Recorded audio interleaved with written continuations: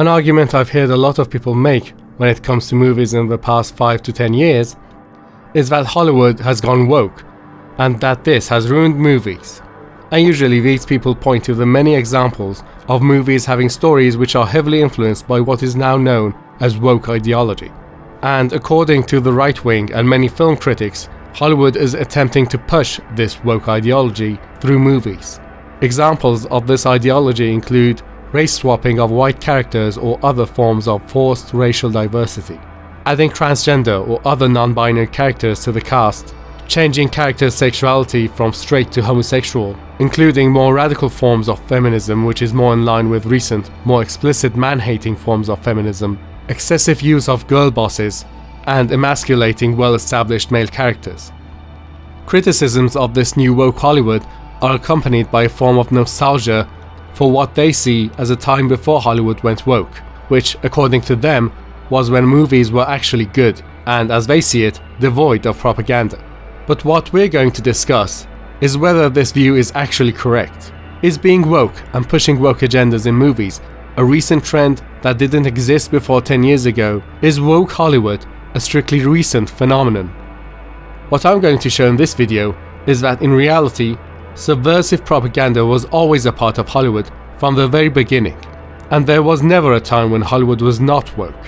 And the reason we think that Hollywood was not woke up until a few years ago is because Hollywood's propaganda was so effective in brainwashing our minds and shaping our worldview that we simply did not see it. We just saw the world Hollywood presented as normal, and not because it was devoid of propaganda, but rather it was us who had become numb to it.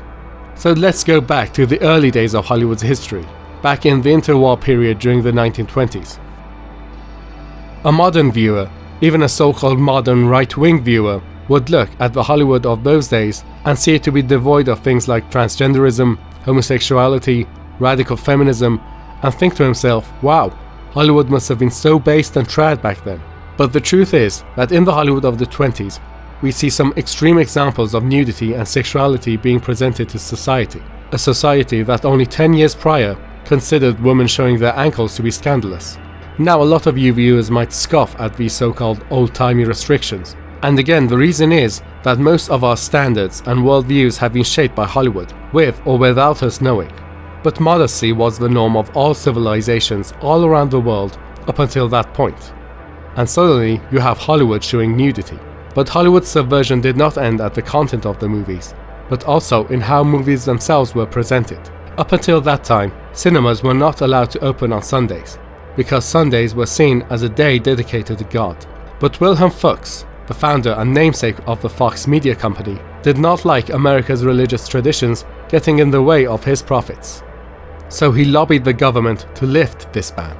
And by doing this, he took Sundays from being the domain of God to being just another day dedicated to earthly entertainment.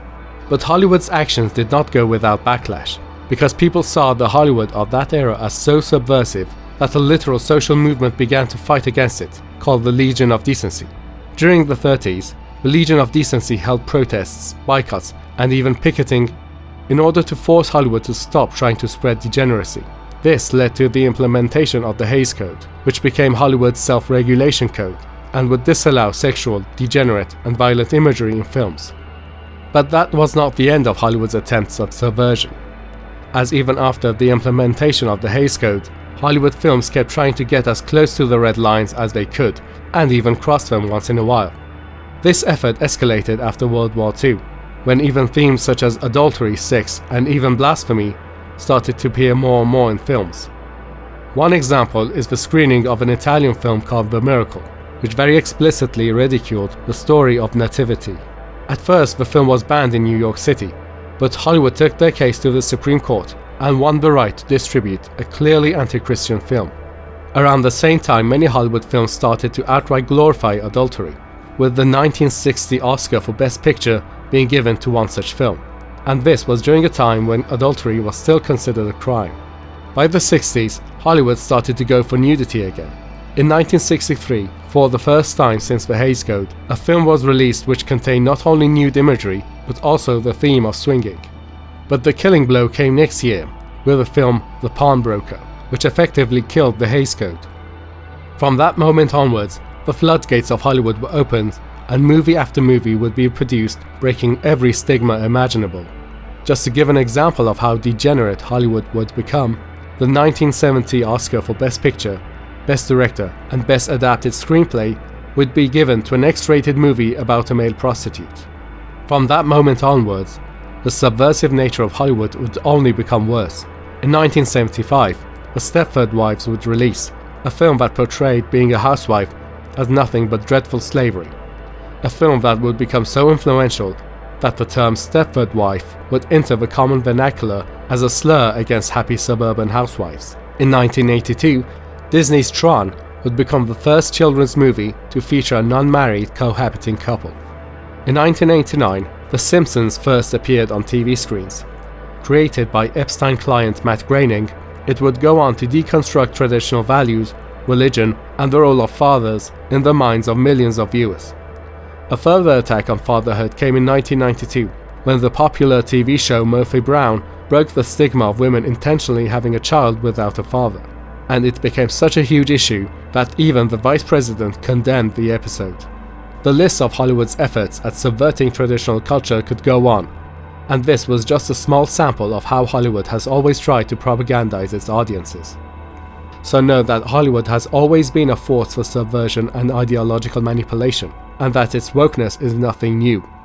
We are simply experiencing the latest round of its subversion. Leave a comment and let us know what you think. Share this video if you liked it, and thank you all for watching. Goodbye.